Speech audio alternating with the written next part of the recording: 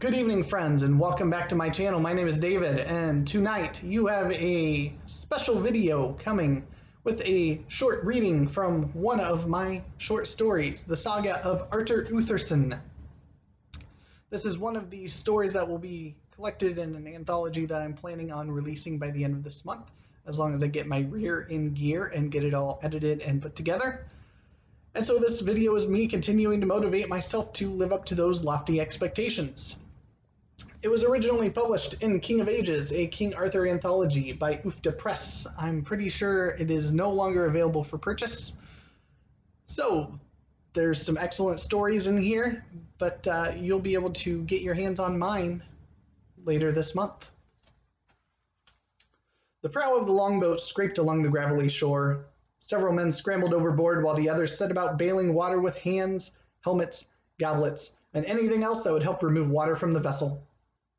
Rolling waves crashed against the wooden sides of the ship, and the impact sprayed the men inside the ship with frothy seawater. They grumbled as they labored to bring the longboat ashore, and Artur Uthersson couldn't blame the men. Their navigator had been steering them into uncharted territory, and the locations of sandbars and rocks were a matter of guesswork. And he had been wrong far more often than he had been right.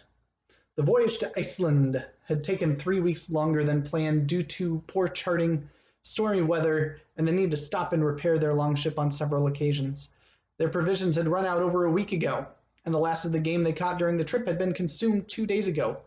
Artur was beginning to wonder if Garthar Svarson had discovered Himmen or Helgrind on his voyage a few years before.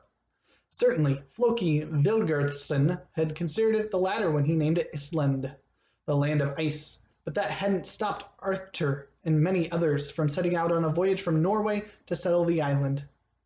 Some of the men came to start a new life, to get a new beginning where the mistakes of the past wouldn't haunt them at every step.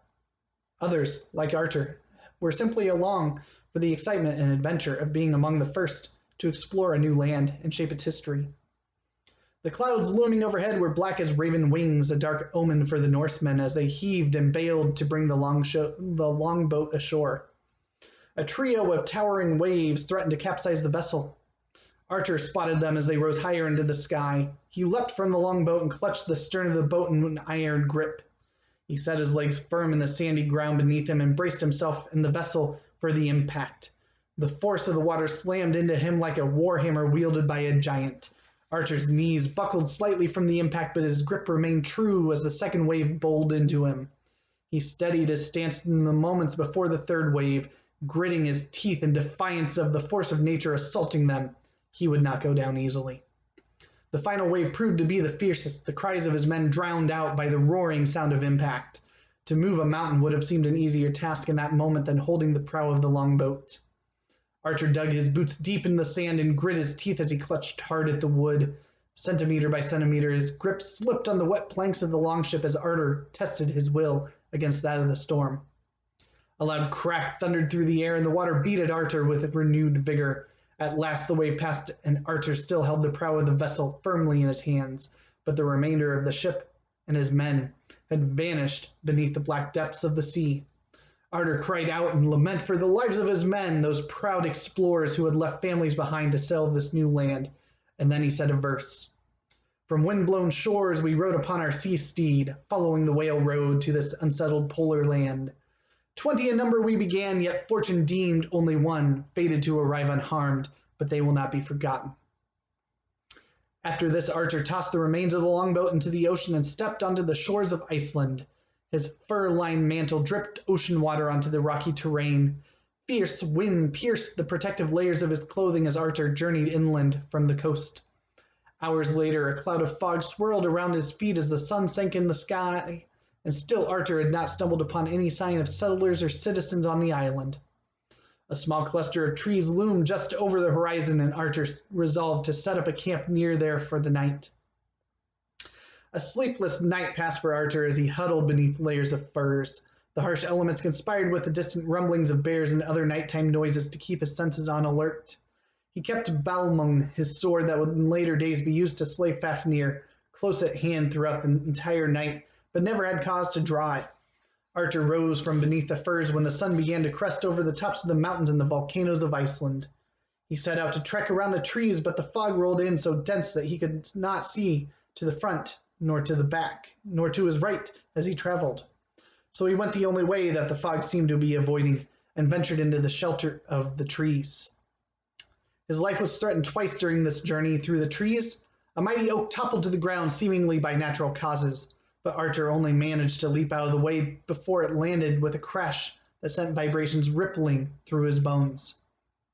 Not even an hour later, a massive polar bear wandered into his path, and with a great feat of agility and strength, Artur darted behind the beast and hewed a mighty limb from the beast with Balamung.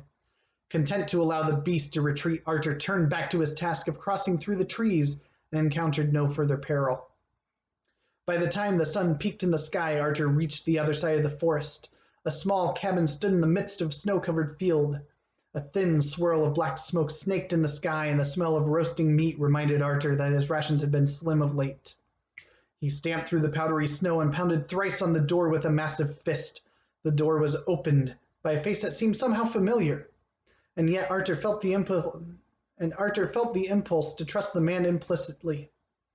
His hair was long and unkempt, and scraggly hints of a beard jutted from his jaw. His eyes were watchful and intent, boring into Artur with an intensity that made him shift uncomfortably, in spite of the fact that Artur possessed nearly double the bulk. "So you've arrived at last," the man said, vacating the doorway. He went over and turned a spit of game over the fire without another word. Artur stood for a moment outside, unsure whether that had been an invitation to enter. His hunger won out and drew him into the small cabin. The man's dwelling was simple, adorned with a straw bed in one corner, a table in the opposite corner, and a few shelves containing scrolls and dried herbs. A small ring of stones in the center of the dirt floor contained a blazing fire, where a small animal carcass roasted over the flames. "Shut the door behind you, Artur," the man said without turning, "else the wind will snuff the fire and supper will be ruined." Artur did as requested, then turned to the old man. "You knew my name. How? Who are you? What are you doing here?" The old man cut off his questions with the raising of a crooked finger. "One at a time, I should think, would suffice. Answering all three at once might prove to be too cryptic." "Okay, who are you?" Not driving to the heart of questions until you know who you're dealing with. Very wise. "I am called by many names and many times, but the one I am known best by is Merlin, and I am here because it was my destiny to meet you here, Artur Uthersson, as it has been every other time we've met." And that, friends, is where I will end it. Thank you for watching.